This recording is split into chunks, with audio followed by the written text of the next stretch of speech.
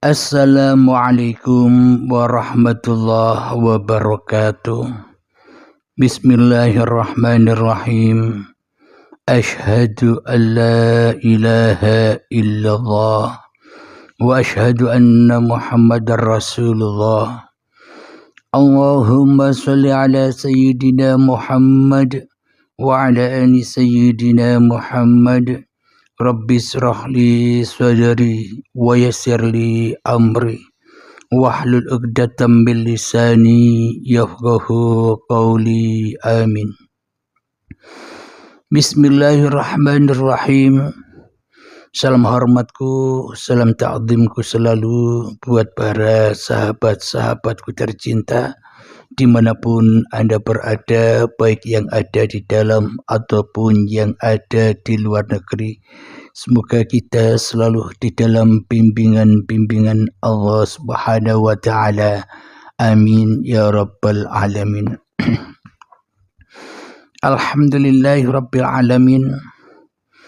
Di malam Jumat yang indah ini kita akan mengkaji, yakni menyembah wajib tahu dengan yang disembah.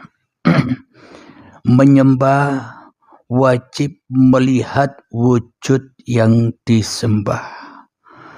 Menyembah wajib mendengar siapa yang disembah. Alhamdulillahirabbil alamin. Bagaimana mungkin kita bisa menyembah yang wujud sementara diri kita sendiri yang wujud di dalam hati kita?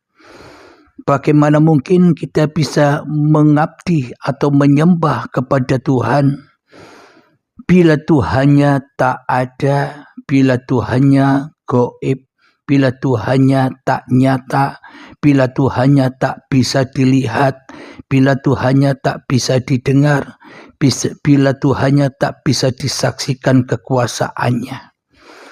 Bagaimana mungkin kita bisa menyembah sementara kita selama ini hanya menyembah, hanya mengabdi kepada hawa nafsu kita sendiri yang merasa paling wujud di dalam hati kita. Hawa nafsu kita sendiri yang merasa paling hidup di dalam hati kita. Hawa nafsu kita sendiri yang paling berkuasa di dalam hati kita selama ini. Mana mungkin kita bisa menyembah Tuhan yang menciptakan kita bila kita belum menyaksikan, bila kita belum melihat, bila kita belum mendengar Tuhan yang kita sembah. Alhamdulillahirabbil alamin. Jadi makna dari kata menyembah itu adalah wa ma khalaqtul jinna wal insa illa liya'budun. Tidak aku ciptakan jin dan manusia hanyalah untuk mengabdi kepadaku. Jadi untuk menyembah kepada Tuhan itu Tuhannya harus diwujudkan dulu. Bila kita yang wujud maka Tuhan takkan wujud. Bila Tuhan yang wujud maka kita harus tidak wujud. Jadi maknanya di dalam surat Al-Baqarah, alladzina yu'minuna bil ghaibi, yakni orang-orang yang beriman itu adalah percaya kepada hal yang gaib. Itu tafsir menurut tulisannya. Akan tetapi alladzina yu'minuna bil ghaibi itu makna yang tersembunyi, makna yang mutasabbihatnya adalah orang-orang yang beriman itu adalah orang yang percaya bahwa dirinya itu, bahwa manusianya itulah yang gaib. Bila manusianya sudah gaib, bila manusianya sudah tak ada, maka yang ada hanya Allah. Maka yang bisa melihat Allah, ya Allah. Maka yang bisa menyaksikan Allah, ya Allah. Araftu Rabbi bi Rabbi. Aku mengenal Tuhanku dengan Tuhanku. Jadi itulah yang dimaksud makna menyembah itu harus menyaksikan yang disembah. Menyembah itu wajib melihat yang disembah. Menyembah itu wajib mendengar yang disembah. Maknanya apa? Bila manusianya sudah gaib, itulah mukmin, itulah Islam, itulah selamat. Selamat dari apa? Selamat dari belenggu-belenggu kemanusiaannya. Nah, bila sudah nyata, bila sudah wujud, bila sudah hidup Allahnya daripada manusianya di dalam hatinya, itulah yang dimaksud menyembah itu. Nyata wujud yang disembah, nyata wujud yang menciptakan manusianya. Bila manusianya sudah tak bisa apa-apa lagi, bila manusianya sudah tak bisa bersiapa-siapa lagi, maka Allah lah yang berapa-apa, maka Allah lah yang bersiapa-siapa. Itulah yang dimaksud mengabdi. Itulah yang dimaksud menyembah. Seperti di dalam Al-Quran, Muhammad bukan kamu yang melempar, tapi aku yang melempar. Inilah tanda bukti yang sangat amat nyata. Nabi Muhammad sudah menyaksikan wujud Tuhannya. Nabi Muhammad sudah menyaksikan wujud hidup Tuhannya. Nabi Muhammad sudah menyaksikan kekuasaan Tuhannya atas dirinya. Kenapa? Karena Muhammadnya sudah tak berlaku apa-apa. Karena Muhammadnya sudah bukan siapa-siapa. Bila yang ada hanya Tuhannya saja yang berkuasa atas Muhammadnya. Inilah yang dimaksud menyembah itu wajib atau harus tahu yang disembah. Menyembah itu wajib melihat yang disembah. Menyembah itu wajib mendengar yang disembah. Maknanya melihat, mendengar yang hidup itu kan hanya Allah. Itulah yang dimaksud menyembah itu wajib menyaksikan yang disembah. Bila tak ada diri manusianya di dalam hatinya, maka yang ada hanya Tuhannya yang berkuasa atas diri manusia.